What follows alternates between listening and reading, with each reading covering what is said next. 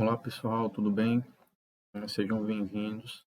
A gente vai fazer essa aula para tentar lembrar um pouquinho dos conceitos que foram vistos nas aulas presenciais. A gente vai falar de forma bem superficial, tá? Acho que não deu tempo vocês esquecerem ainda, né? Então, a gente vai começar aqui, tá? A gente vai falar um pouquinho dos protocolos web, né? O que são os sockets, tá? De forma bem rápida e um pouquinho do HTML que a gente já viu durante as aulas.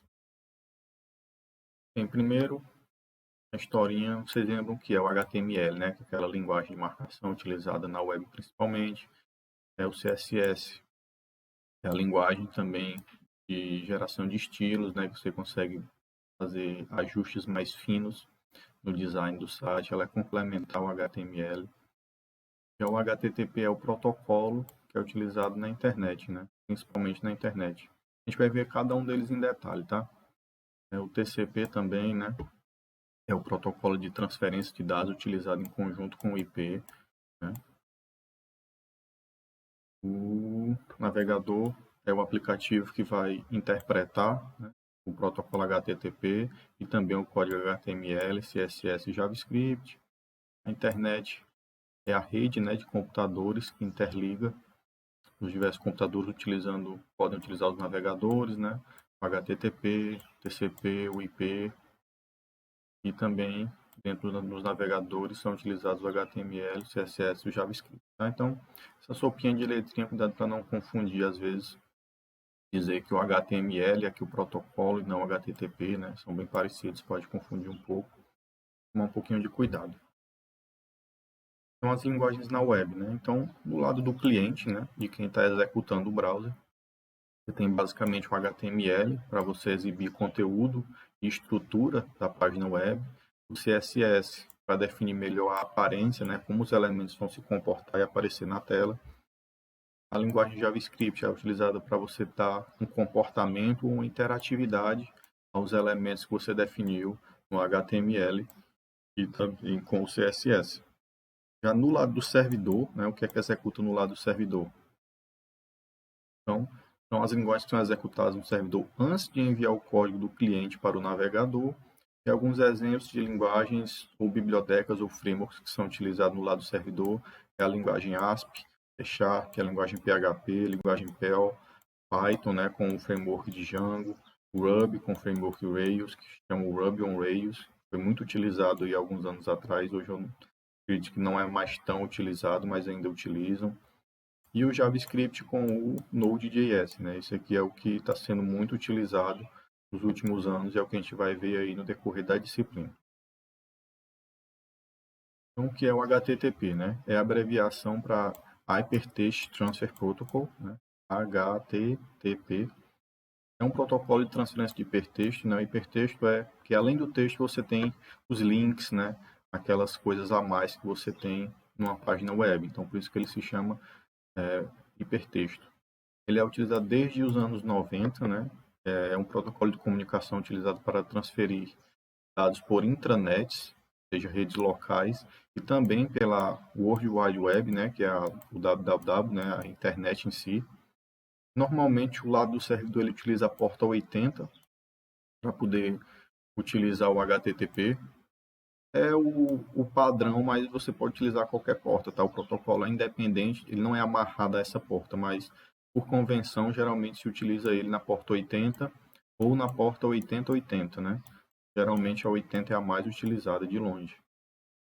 Então, o HTTP ele é responsável pelo tratamento de pedidos e respostas entre o cliente e o servidor web, de uma forma padronizada de comunicação entre clientes e servidores da web. Então, ele vai servir também para transferência de texto e dados binários. Por exemplo, se você quiser transferir uma foto ela é transferida como um dado binário, né? Então, você transfere os bytes do servidor para o cliente renderiza esses bytes lá numa tagzinha IMG, por exemplo, HTML. O protocolo HTTP ele também é considerado um protocolo sem estado, né? Chamado de stateless. Ou seja, o que é um protocolo sem estado? É quando você não tem nenhuma informação sobre o estado das conexões. Isso quer dizer que a aproximação ela é independente da anterior. Por exemplo, se eu faço uma requisição a um site, por exemplo, ao site da UFC, eu digo ao site da UFC, me dá a tua página principal, ele me devolve a página inicial e aquilo ali encerra a conexão. Tá? Quando eu fizer uma nova requisição, o servidor não vai saber que anteriormente ele tinha me dado aquela página inicial. É uma nova requisição, tem que seguir todo o protocolo novamente. Você não tem, digamos assim, de forma bem simplificada, um histórico preciso de todas as requisições que foram feitas dada aquela conexão. Então, ele realiza apenas uma ação por vez, que é bem simples. Ele faz a requisição, recebe a resposta, encerra. Se ele quiser fazer uma outra requisição, ele tem que abrir uma nova conexão, uma nova requisição e etc. Tá? Então, vejam esse exemplozinho aqui. Né? Você tem um cliente HTTP, né? Um browser, por exemplo, no lado do cliente. Ele abre uma conexão para esse site aqui na porta 80. A máquina está aqui, o servidor ela recebe essa requisição, né, através do serviço de sockets operando na porta 80. E esse servidor HTTP ele vai lá no banco de dados dele, ele vai buscar a página index.html, que é a padrão quando você não especifica alguma página, você só digita o nome do site. Por padrão, ele vai procurar essa página chamada index.html. Então, ele vai, pega, retorna, né, que foi o que o cliente pediu aqui. Então, ele devolve essa resposta para o cliente, informando o código 200, que é o código de deu tudo certo, né, um código de OK, e depois o servidor fecha a conexão com o cliente e está encerrada. Se o cliente quiser fazer uma nova conexão para pegar outra página web, por exemplo, ele tem que repetir esse procedimento novamente. Então, ele tem que abrir uma conexão, indicar o arquivo que ele quer fazer o download, etc, etc. Isso é não ser orientados a estados, né? Ou seja, cada requisição é independente uma da outra. Outra coisa importante é sobre a arquitetura cliente-servidor e a ponto, né? Então, vocês devem lembrar que a arquitetura cliente-servidor ela vai definir um servidor ou mais servidores em um lado da arquitetura e no outro você vai ter os vários clientes, né? Que são os browsers web, por exemplo. Então, você tem os clientes e tem os servidores e cada um tem um papel específico. O cliente ele requisita ao servidor, o servidor responde ao cliente de forma direcional, né? Então, é uma arquitetura geral do sistema em alto nível. Cliente e servidor eles são especializados em suas tarefas, ou seja, o cliente ele não atua como servidor e o servidor não atua como cliente. Cliente é cliente e servidor é servidor. E cliente-servidor é um padrão, um estilo arquitetural, né, chamado de architectural pattern. Né? Então, há alguns autores que chamam de padrão, outros chamam de estilo, e a depender de como você aborda, né, essa arquitetura aqui, ela pode ser considerada um padrão ou um estilo. Se você detalhar mais um pouco, pode ser considerado um padrão, se for mais superficial, é mais um estilo. Tá? É difícil distinguir essas duas palavrinhas, então eu coloquei as duas aqui. Já na ponto a ponto, cada nó desse, né, ele pode atuar como um cliente ou como um servidor. Então, ele pode requisitar alguma informação ao nó que está ao lado, e esse nó, se ele tiver a informação, ele vai devolver ao cliente informando o que ele estava procurando. Então, ou seja, nesse caso, quando ele tem uma informação que ele devolve para esse cliente, ele está atuando como um servidor. Mas ele também vai atuar como um cliente quando ele precisar de alguma outra informação, tá? Então, ele pode requisitar isso aqui ou para esse outro cliente aqui, e ele vai atuar tanto como cliente como servidor, depende do propósito que ele está desejando. Então, na web, se usa uma arquitetura cliente-servidor, né, na grande maioria dos casos.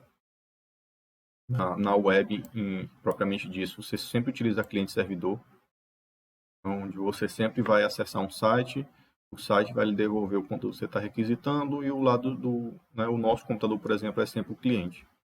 Então, ele é orientado à requisição e à resposta. Você faz a requisição e recebe a resposta, é basicamente isso que acontece na web. Você também tem o servidor DNS, né, que é a abreviação de Domain Name System. Então, ele é um tipo de servidor que mapeia nomes para endereços IP. E o que é isso? Né? Então, imagine que você tem um web browser aqui no lado do cliente, tem o website aqui, que é o servidor, tá? Que é o servidor. E entre eles você tem o servidor DNS. Vocês lembram que para acessar um servidor, você precisa ter o endereço IP dele, né? Então, nem os computadores pessoais, eles não têm uma lista gigantesca armazenando todos os endereços IP do mundo, né? Então, para contornar esse problema, quando eu quero acessar um site, o meu web browser, ele pega o endereço que eu digitei lá, www.fc.br, por exemplo. Aí ele vai requisitar o servidor DNS. Ó, DNS, qual é o endereço IP para esse nome de domínio aqui, o fc.br? Ele vai consultar e vai devolver para o browser. O endereço IP é 10.2.5.1. É difícil de ler, né? Porque é ruim digitar com essa canetinha, mas tudo bem. Imagine um endereço IP qualquer e ele devolve para o web browser. Quando ele devolve para o browser faz uma nova requisição utilizando esse endereço IP que ele recebeu do servidor DNS e com isso ele consegue acessar diretamente o servidor que ele está desejando, né? E aí ele faz aquela requisição e o servidor devolve o conteúdo que ele estava pedindo. E para realizar essa conexão que a gente viu anteriormente, né, você utiliza os sockets, né? E o que são os sockets? É um protocolozinho, uma interface, né, de mapeamento entre os processos do sistema operacional e a internet, né, a rede. Então, aqui imagine que essas bolinhas aqui são as portas que um computador tem. Isso aqui é um computador, né? Isso aqui é outro computador. Cada computador é identificado por um endereço IP único, né? Então, cada computador ele vai ter diversas portas, né? Então aqui a gente tem 3, 4, 5 portas, tá? E essa desenhozinha aqui é o socket. Então o cliente ele vai iniciar uma requisição aqui e vai redirecionar essa requisição para qualquer porta do sistema operacional, tá? E essa qualquer porta o sistema operacional vai receber e vai encaminhar para a rede, tá? Vai encaminhar para a rede e depois que ela chega na rede, ela vai ser roteada para esse endereço IP. Passou lá por diversos roteadores, né, pelo mundo todo, chegou no servidor aqui. Ao chegar no servidor, ele vai chegar numa porta específica, né? No caso aqui, se a gente estiver utilizando o HTTP, vai ser na porta 80. Essa porta aqui do cliente pode ser qualquer uma, tá? Porque ela está contida na mensagem que foi enviada. Então, o servidor ele vai receber na porta 80, porque é a padrão, né? E depois que ele recebeu essa requisição, ele vai fazer o processamento do cliente, vai pegar o dado que o cliente requisitou e ele vai devolver para o IP que chegou associado à mensagem, mais essa porta aqui em específico. Se ele não utilizar a porta, se ele só especificar o IP, quando essa mensagem de volta chegar aqui no computador do cliente, o SO ele sabe que é para ele, é para esse IP aqui, é para esse computador. Mas para qual processo? Qual foi o processo que requisitou isso? Lembre-se que como o HTTP ele é stateless, né, ele não guarda estados, o SO não sabe quem foi que requisitou aquela mensagem. Então é por isso que ele tem que ter a porta associada aqui, para ele dizer, qual é o processo que está escutando nessa porta aqui em específico, dizendo que foi a porta 1, 2, 3, 4. Certo? Então, essa porta específica é que vai receber a mensagem. E ele sabe qual processo do SO vai estar associado a essa mensagem aqui, a essa porta aqui em específico. E com isso, ele consegue redirecionar a mensagem de forma precisa. Tá? E aqui você tem outras portas, né? Cada conexão ela vai estar utilizando uma porta em específico. Então, se essa conexão acabar, ele encerra, libera essa porta e a próxima requisição pode ser que use outra porta ou essa. Mas a porta que vai ser usada, ela sempre vai estar guardada na mensagem que é enviada para poder o computador que recebe essa mensagem aqui, ele poder retornar para o cliente, conseguir alcançar de forma precisa o processo que emitiu aquela requisição. Então, vocês devem lembrar de SO que o processo é aquele programinha em execução, né? Então, por exemplo, o navegador web, ele pode ser um processo, tá? Então, ele vai devolver para aquele ali. E sobre o HTML, né? Vocês lembram que a estrutura básica do HTML é você ter essas tags aqui, né? Você vai ter a tag HTML, a abertura e o fechamento dela. Você vai ter a tag head, né? Dentro da tag head você pode ter um title, né? Ou seja, esse título aqui, essa tag, ela vai definir o que aparece lá na abazinha. Quando você coloca o mouse, quando você abre uma aba, você pode definir o nome que vai aparecer lá no navegador, né? Na abazinha que fica lá no navegador. Aí você pode definir também os caracteres de codificação, né? Por padrão, a gente vai utilizar sempre o UTF-8, tá? Que é o que tem a maior abrangência, o maior número de símbolos. Você também tem a tag body, né? Que é onde vai estar realmente, propriamente dito, o que é que vai ser o conteúdo da sua página web. E você pode utilizar as tags, né? A tag H1 para fazer um texto maior, tag H2 para fazer um texto um pouco menor do que H1. Você pode utilizar a tag UL para listas, né? Para lista não ordenada, né? UL. lista item, né? Ou seja, o item da lista e etc. O HTML, tá? Cuidado para não confundir com HTTP. HTTP é o protocolo, tá? E HTML é a linguagem. Então, o HTML é o Hypertext Markup Language, né? Ou seja, é uma linguagem de marcação de hipertexto. E ela é utilizada para apresentar informação na web usando o protocolo HTTP. Então, a tag HTML ela vai definir o início de um documento HTML, né? Indica ao navegador que todo conteúdo posterior, né? O que vai estar dentro dessa tag, deve ser tratado como uma série de códigos HTML. A tag head ela define o cabeçalho do documento, né? Ele vai trazer informações sobre o documento que está sendo aberto. A tag body ela vai definir o conteúdo principal, né? O corpo do documento. E essa é a parte do documento HTML que é exibida realmente no navegador. E no corpo podem se definir propriedades comuns a toda a página, né? Como cor de fundo, margens, elementos que vão ser renderizados na página, entre outras formatações. E como fazer imagens no HTML, né? Você pode utilizar aqui a tag img, né? Dentro do body, por exemplo. E aqui você vai definir o src, né? Que é o source. Você vai indicar o endereço da imagem. Se ele estiver na mesma pasta em que a sua página web vai estar, né? Ou seja, o documento HTML vai estar, você indica somente o nome da imagem. Se ele estiver dentro de outras pastas, aí você coloca a pasta aqui, barra a outra pasta, barra o nome da imagem, por exemplo, né? Esse alt aqui é para indicar o textozinho que vai aparecer quando você não conseguir renderizar a imagem, se por algum motivo a imagem não for renderizada, né? Ele vai mostrar esse textozinho aqui no lugar da imagem. E você pode definir também aqui o tamanho e a largura da imagem, né? Essa aqui é a imagem de 42 por 42.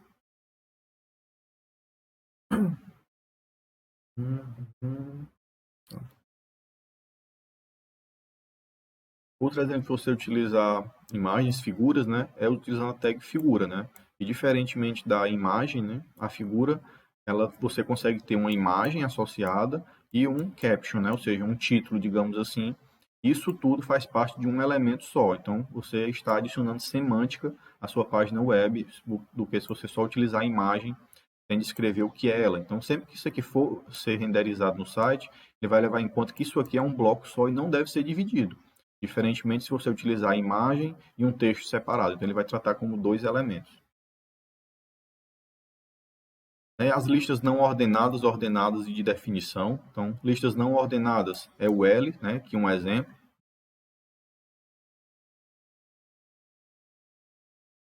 Aí, desculpa, aqui é lista ordenada, né?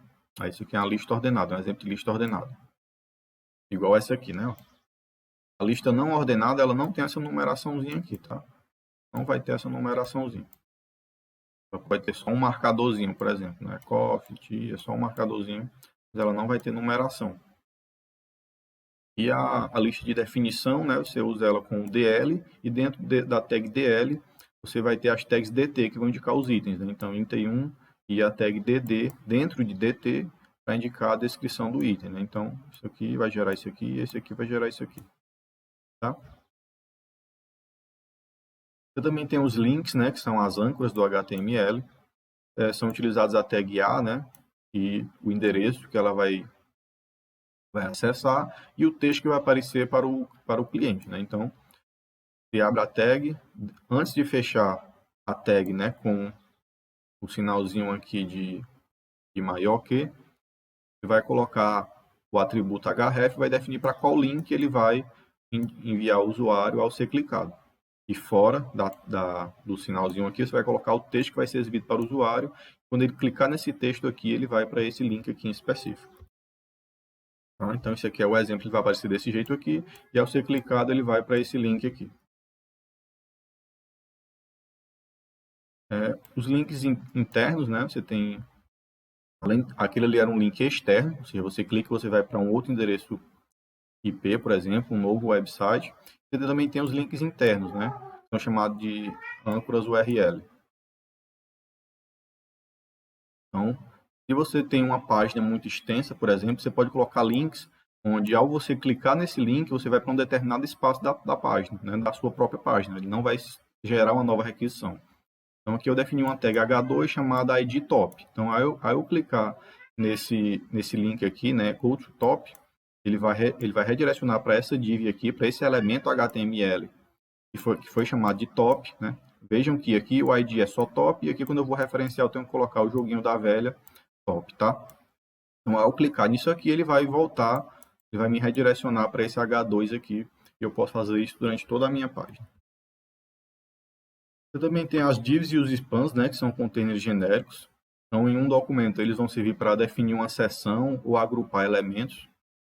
Então, a div ela é um elemento em bloco, né, ela define uma divisão, né, ou seção no documento, e é utilizado para agrupar elementos em bloco, a fim de formatá-los com CSS. Né? E a tag span é quando você tem elementos em linha. Né? Então, a div você define um bloco, que pode ser mais de uma linha, e no span você define as características que essa linha aqui em específico vai ter.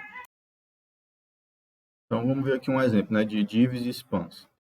Então, vejam que aqui a div, por exemplo, a gente pode definir uma cor para essa div aqui.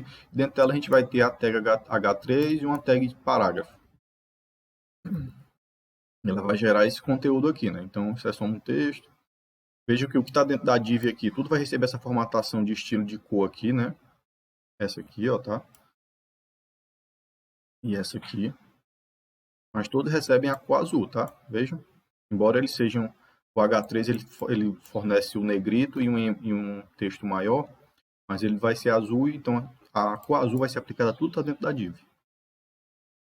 Já no span, né, eu consigo definir dentro, né, no inline, né, em uma linha, consigo definir os atributos de um determinado elemento em uma linha. Por exemplo, aqui eu vou dizer que somente o texto blue, né, vai ser da cor blue e negrito.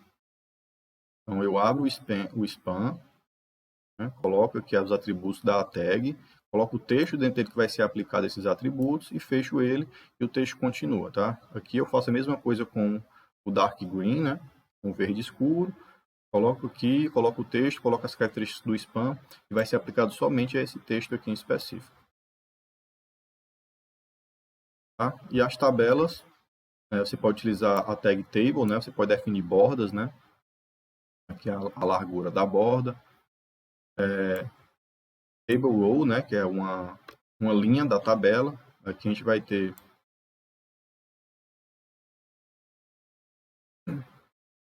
aqui o table head, né, que vai ser o mouth e o savings. Vou chamar o tr novamente, aí vou inserir o januário, né, 100. Aqui vai para isso aqui, etc. Então você vai sempre ficar utilizando o tr para table row e o td para table data, né? E você vai montando a tabela com isso aqui. Você também pode fazer a agregação, né? Por exemplo, aqui 180. Vejam que eu defini aqui que ela vai pegar, né, esse table data, ele vai pegar dois espaços. Então, ele vai pegar esse espaço aqui e esse espaço aqui e vai transformar em um só, né? Mesma coisa com o OK, né? Então, o OK ele vai pegar 3 espaços do table data, né? Então, ele vai pegar assim, né? Vai pegar colunas.